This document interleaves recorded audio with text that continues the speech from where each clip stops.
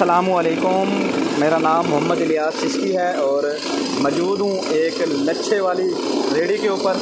आपको दिखाते हैं कि लच्छा किस तरह बनता है। ये मैनुअल मशीन है, हाथ के साथ इस मशीन को ऑपरेट करते हैं। ऑपरेट करने के बाद इसके अंदर चीनी डाल दी जाती है, तो चीनी डालने के बाद जो है यहाँ पर लच्छा तैयार हो जाता है। ऐसे ये स्टिक के ज़रिए इस लच्छे को उठा लेते हैं। उठाने के बाद इसको शापर के अंदर फिलिंग कर लेते हैं, ये देखें। और ये 10 रुपये का सेल होता है जी मार्केट में। अगर कोई इस बिज़नेस को करना चाहता है तो बहुत ही कम इन्वेस्टमेंट से आप इस बिज़नेस को कर सकते हैं। मैनुअल मशीन की कीमत तकरीबन 15 से 16 हज़ार रुपये है।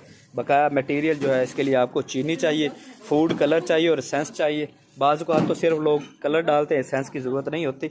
और उसके बाद ये लच्छा बना लिया जाता है। रैपिंग करने के बाद इसको आसानी सेल कर लिया जाता है। अगर प्रॉफिट मार्जिन की बात करें तो तकरीबन 70% आप प्रॉफिट इस बिज़नेस